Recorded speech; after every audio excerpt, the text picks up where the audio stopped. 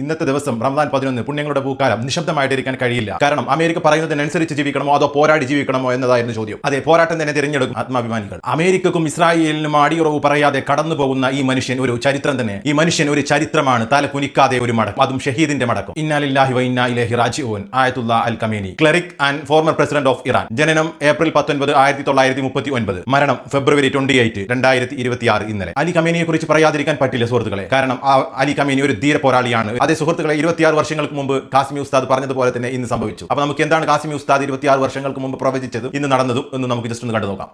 മൂന്നാമത് ഞാൻ നിങ്ങളോട് പറയാൻ പോകുന്ന കാര്യം, ഇറാനുമായി ഒരു യുദ്ധം സത്യമായി ഉണ്ടായിരിക്കും. യാതൊരു സംശയവും വേണ്ട, അത് നടന്നേ തീരും. അത് വളരെ താമസിയാതെ നടക്കുകയും ചെയ്യും. ഇറാനുമായി യുദ്ധം വന്നാൽ മിഡിൽ ഈസ്റ്റ് ഇനിയും അട്ടിമറിയും. മിഡിൽ ഈസ്റ്റ് അട്ടിമറിഞ്ഞാൽ നമ്മുടെ സാമ്പത്തിക സ്രോതസ് മുഴുവനും നശിക്കും. അതുകൊണ്ട് എക്കണോമിക്കൽ സിസ്റ്റത്തെ കൃത്യമാക്കാൻ നമ്മൾ പഠിക്കണം. സൂക്ഷിച്ച് ചെലവഴിക്കാൻ പഠിച്ചവർക്ക് ദാരിദ്ര്യം വരികയില്ലെന്ന് മുഹമ്മദ് മുസ്തഫ സ്വല്ലല്ലാഹു. ഇത് നിങ്ങൾ ഒന്നും കൂടി ശ്രദ്ധിക്കണം. ഞാനിത് വളരെ പണ്ടേ നിങ്ങളോട് പറയുന്നുണ്ട്. ഇനി ഒരു യുദ്ധം ഉണ്ടാവുകയാണെങ്കിൽ അത് ഇറാൻ. ഞാൻ 2000 മുതൽ പറയുന്ന വർത്താനാണ്. പഴയ കേസറ്റൊക്കെ കേട്ട നിൽക്കാണ്. അടുത്ത യുദ്ധം ഇറാനുമായാണ്. അത് ഭയാനകമായിരിക്കും. അതിനാരാ ചെയ്യുക? അതിന് മറ്റുള്ളവരാണ് ചെയ്യുക. എന്തുകൊണ്ട്? ഒരു നഷ്ടവും അവർക്കില്ല. നഷ്ടം ആർക്കുള്ളത്? മുസ്ലിമീങ്ങൾക്ക്. ഇറാൻ ഇനി ഒരിക്കലും അമേരിക്കയെ തിരിച്ചടിക്കൂല. ഇറാൻ തിരിച്ചടിക്കുകയാണെങ്കിൽ തിരിച്ചടിക്കുക എങ്ങനെയായിരിക്കും? ഒരു സാധാരണ നിലയിൽ ഒരു രാജ്യം തിരിച്ചടിക്കുകയും പോലെ ഇറാൻ തിരിച്ചടിക്കുകയാണെങ്കിൽ ഖത്തറിലോ സൗദിയിലോ ഉള്ള അമേരിക്കൻ ക്യാമ്പുകളെ ആക്രമിക്കുകയാണ് ചെയ്യുക. അപ്പൊ സ്വാഭാവികമായും എന്തുണ്ടാവും? ആ രാഷ്ട്രം ആ പക്ഷത്ത് ചേരും. ഇത് നടക്കൂലേ? നടക്കും. ഇത് നടന്നേ തീരൂ. ഇറാനുമായി യുദ്ധം അനിവാര്യമാണ്. അത് നടന്നേ തീരൂ. അത്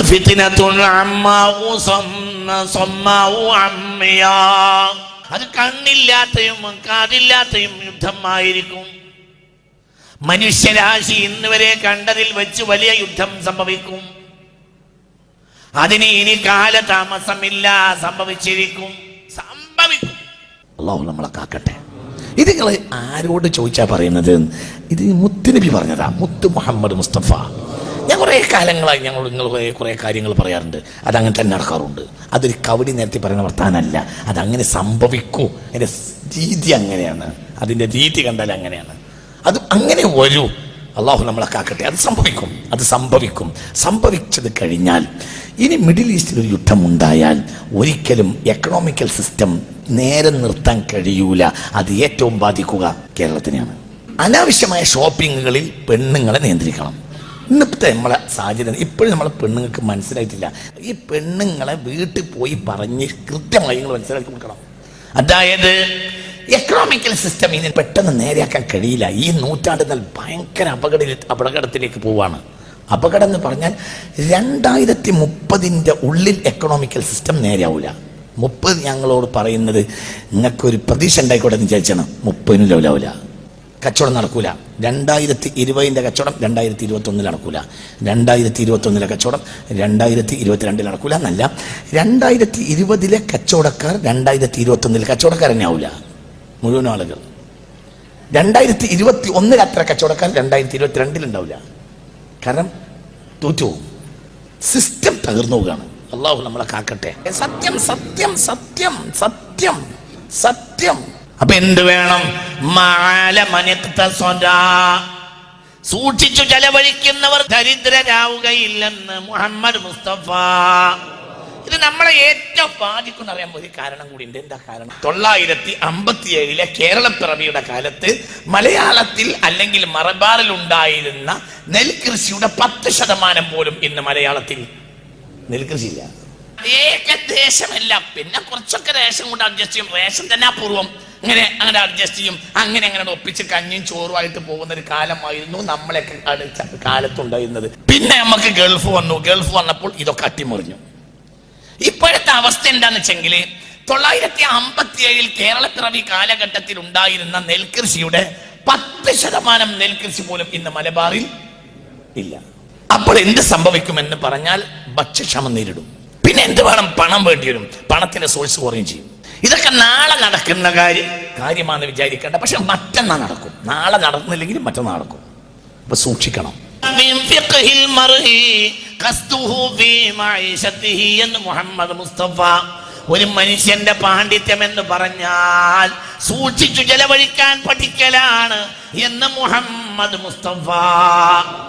മിൻ ഫിഖ്ഹിർ റജുലി ഖസ്തുഹു ഫീ മഈശതിഹി. ഒരു മനുഷ്യന്റെ ഏറ്റവും വലിയ പാണ്ഡിത്യം ജീവിത ചെലവിൽ കൃത്യമാക്കുക എന്നതാണെന്ന്. വരുമാനവും ചെലവും ക്ലിയറാക്കാൻ കഴിഞ്ഞാലേ ഒരു മനുഷ്യനെ നേരെ നിൽക്കാൻ കഴിയും. നിങ്ങൾ വളരെ ശ്രദ്ധിക്കണം. ഇറാനുമായി യുദ്ധം നടന്നേ തീരൂ. അത് നാളെ മറ്റന്നാളോ നിനക്കറിയില്ല, അത് നടന്നേ തീരൂ. അത് തീർച്ചയായും നടക്കും. അത് ഭയാനകമായ യുദ്ധമായിരിക്കും. ആര് പറഞ്ഞു? മുഹമ്മദ് മുസ്തഫ. ആ യുദ്ധം അവസാനിക്കില്ല. ആ യുദ്ധം അവസാനിക്കുമ്പോൾ എന്താ സംഭവിക്കുക? ഇറാന്റെ യുദ്ധത്തിന് ശേഷം ഇറാൻ തകരും. ഇറാൻ തകരൽ മാത്രമല്ല, പരിസരത്തുള്ള അറബ് രാജ്യങ്ങളും തകരും. അതോടുകൂടെ യൂറോപ്യൻ ശക്തികളും മുസ്ലിം ലോകവും രണ്ടായി മാറും. അത് ഘോരമായ യുദ്ധത്തിൽ അവസാനിക്കും. ആ ഘോരമായ യുദ്ധം ഭയാനകമായ അവസ്ഥയിൽ എത്തിച്ചേരും. അപ്പോൾ അറബ് ലോകത്തിന് അധികാരം നഷ്ടപ്പെടും. ഇപ്പം എല്ലാവരും പറയുന്നുണ്ട് മഹ്ദിമാമ വരും, മഹ്ദിമാമ വരും, മഹ്ദിമാമ വരും. ഞാൻ മഹ്ദിമാമ വരുന്ന ഒരവസ്ഥ നിങ്ങൾക്ക് പറഞ്ഞുതരാം. ലാ യഖ്റുജുൽ മഹ്ദിയു ഹത്താ യസൂല മുൽക്കുൽ അറബി. അറബ് രാജ്യങ്ങളുടെ മൊത്തവും അധികാരം നഷ്ടപ്പെടാതെ മഹ്ദി പുറത്തു വരികയില്ല. അറബ് ലോകത്തിന്റെ മുഴുവനും അധികാരം നഷ്ടപ്പെടാതെ ഹത്താ യസൂല മുൽക്കുൽ അറബ് എന്നാണ്. അറബ് ലോകത്തിന്റെ മുഴുവനും അധികാരം നഷ്ടപ്പെടാതെ ഒരിക്കലും മഹ്ദി പുറത്തു വരില്ല എന്ന് മുഹമ്മദ് മുസ്തഫ. അള്ളാഹു നമ്മളെ കാത്തിരക്ഷിക്കട്ടെ. ഈ പറയണതൊന്നും ആര് പറയണല്ല, നമ്മളാരും പറയണല്ല, അള്ളാഹിന്റെ നിയമ മുത്തനബി ഒഴിവാക്കിയതാ. അപ്പൊ ഇവിടെ നടക്കുന്ന കാര്യങ്ങളെ പറ്റി ബേജാറാകണ്ട. ഒരു മുഅ്മിനായ മനുഷ്യന് ഒരു ബേജാറും വേണ്ട. മുഅ്മിനായ മനുഷ്യന്റെ പ്രശ്നം ആരെ ഏറ്റെടുക്കും? അള്ളാഹു പേടിക്കുന്ന വേണ്ട, ഒരു പേടിയും വേണ്ട. പക്ഷെ നിയമം വിട്ട് കളിക്കരുത്. നിയമം വിട്ട് കളിക്കാൻ പാടില്ല. നിയമം വിട്ട് കളിച്ചാൽ ആപത്ത് സംഭവിക്കും. ലോക പോലീസായി അറിയപ്പെടുന്ന അമേരിക്ക, USA, തെമ്മാടി രാഷ്ട്രീയം. ഈ തെമ്മാടി രാഷ്ട്രീയത്തിന്റെ പങ്കും ഇസ്രായേലുമായുള്ള സംയുക്തമായിട്ടുള്ള ഈ യുദ്ധം ഇവിടെ അവസാനിപ്പിക്കണം. ഇറാനെ അറ്റാക്ക് ചെയ്യുക. ഇറാൻ എന്താണ്? ഇറാൻ എവിടെ കിടക്കുന്നു? ഇറാൻ ഒരിക്കലും അമേരിക്കയെ നേരിട്ട് ആക്രമിക്കാൻ സാധിക്കില്ല. ഇറാൻ സാധിക്കുന്നത് എന്താണ്? അമേരിക്കയുടെ ബേസ് ആയിട്ടുള്ള അമേരിക്കയുടെ ക്യാമ്പുകൾ മാത്രമേ ഇറാൻ അറ്റാക്ക് ചെയ്യാൻ പറ്റുള്ളൂ. അപ്പോൾ അതിൽ ഗൾഫ് പശ്ചിമേഷ്യയിലായിരിക്കും കൂടുതലും അത് അഫക്ട് ചെയ്യുന്നത്, അഥവാ ഗൾഫ് രാജ്യങ്ങളായിരിക്കും കൂടുതലായിട്ടും ഇത് അഫക്ട് ചെയ്യുന്നത്. തന്മൂലം തന്നെ നമ്മുടെ രാഷ്ട്രത്തെ, നമ്മുടെ മലയാളികളെ ഇത് കൂടുതലായിട്ട് ബാധിക്കും. കാരണം ഇവിടെയുള്ള മലയാളികളുടെ ക്രമസമാധാനം നഷ്ടപ്പെടും. കാരണം ഭൂരിഭാഗം പേരും ഗൾഫിൽ ജോലി ചെയ്യുന്നവരാണ് മലയാളികൾ. കാരണം പ്രവാസികളുടെ വരുമാനം ഒരുപാട് സഹായമാകുന്നുണ്ട് കേരളത്തിന്. ഈ പ്രവാസികളില്ലെങ്കിൽ നമ്മുടെ കേരളം ഇങ്ങനെ പടുത്തുയർത്താൻ നമുക്ക് സാധിക്കില്ല. അപ്പൊ അതുകൊണ്ട് ഇറാനുമായിട്ടുള്ള യുദ്ധം ഇവിടെ അവസാനിപ്പിക്കണം. ഇറാൻ എന്താണ്? ഇസ്രായേലും അമേരിക്കയും കൂടി ഇറാനിൽ പെൺകുട്ടികൾ മാത്രം പഠിക്കുന്ന ഒരു ചെറിയ പ്രൈമറി സ്കൂളിന് നേരെയാണ് അവർ ബോംബിട്ട് പിഞ്ചു കുഞ്ഞുങ്ങളെ കൊന്നത്. ഇതിനൊക്കെ ഇസ്രായേൽ ഉത്തരം പറയേണ്ടി വരും. അനുഭവിച്ചിട്ട് മാത്രമേ നെതന്യാഹു ഈ ലോകത്ത് നിന്ന് ഇവിടെ പറയുന്നുള്ള കാര്യം 100% ഉറപ്പാണ്. അപ്പോൾ സുഹൃത്തുക്കളെ, ഇതാണ് 26 വർഷങ്ങൾക്ക് മുമ്പ് തന്നെ റഹ്മത്തുള്ള കാസിമി പറഞ്ഞിട്ട് ഇറാനുമായിട്ടൊരു യുദ്ധം നടക്കും, ഇസ്ലാമിക രാഷ്ട്രങ്ങൾ അഥവാ ഗൾഫ് രാജ്യങ്ങൾ അതോടുകൂടിയിട്ട് വളരെ വ്യക്തമായിട്ട് പറഞ്ഞതാണ്. ഒരു അറബ് രാഷ്ട്രങ്ങൾ തമ്മിൽ ഒരു യുദ്ധം നടക്കുമെന്നുള്ള കാര്യങ്ങളെല്ലാം വളരെ വ്യക്തമായിട്ട് അഥവാ പറഞ്ഞിട്ടുണ്ട് റസൂലുള്ളാഹി സ്വല്ലല്ലാഹു അലൈഹി വസല്ലം. അപ്പോൾ അതൊക്കെയാണ് ഇന്ന് നടന്നുകൊണ്ടിരിക്കുന്നത്. അപ്പോൾ ഇറാന്റെ സുപ്രീം ലീഡർ അലി ഖമേനിയുടെ നിര്യാണത്തിൽ വളരെയധികം ദുഃഖം പ്രകടിപ്പിക്കുന്നു. അദ്ദേഹത്തിന്റെ കുടുംബത്തിനും അദ്ദേഹത്തിന്റെ ഈ ഖമേനിയെ മാത്രമല്ല അദ്ദേഹത്തിന്റെ മകളെയും പേരമക്കളെയും നഷ്ടപ്പെട്ടു എന്നൊക്കെയാണ് വാർത്തകളിലൂടെ അറിയാൻ സാധിച്ചത്. അദ്ദേഹത്തിന്റെ കുടുംബത്തിനും അദ്ദേഹത്തിന്റെ സുഹൃത്തുക്കൾക്കും അദ്ദേഹത്തിന്റെ രാജ്യത്തിനും എല്ലാവർക്കും ക്രമസമാധാനം ദൈവം കൊടുക്കട്ടെ എന്ന് മാത്രം പ്രാർത്ഥിക്കുന്നു. ഈ ഒരു അവസരത്തിൽ അലി ഖമേനിയെ ഇഷ്ടപ്പെടുന്ന ഒരുപാട് ഇറാനിയൻ ജനതകൾ ഉണ്ട്. അവിടെ കരഞ്ഞുകൊണ്ടിരിക്കുന്ന 1000-10,000 കണക്കിന് കുഞ്ഞുങ്ങളും അതുപോലെ തന്നെ സ്ത്രീകളും പുരുഷന്മാരും വൃദ്ധന്മാരും അതുപോലെ തന്നെ പ്രായമായിട്ടുള്ള അമ്മമാരും ഒക്കെ ഇന്ന് അലി ഖമേനിയുടെ ഫ്യൂണറലാണ്. അപ്പോൾ നമ്മൾ ഇന്ന് കണ്ടതാണ് 10,000 കണക്കിന് ജനങ്ങൾ തടിച്ചുകൂടിയത് ഇറാനിൽ. അവിടെ സ്ത്രീകളുണ്ട്, പുരുഷന്മാരുണ്ട്, കുട്ടികളുണ്ട്, പ്രായമായവരുണ്ട്. അപ്പൊ അതിലൊക്കെ എത്രയോ സ്ത്രീകളും അത് പുരുഷന്മാരും കരയുന്നത് നമ്മൾ കണ്ടതാണ്. അതുപോലെ തന്നെ അവരുടെ രാഷ്ട്രത്തിന്റെ പതാക അവർ ഉയർത്തിപ്പിടിച്ചത് നമ്മൾ കണ്ടതാണ്.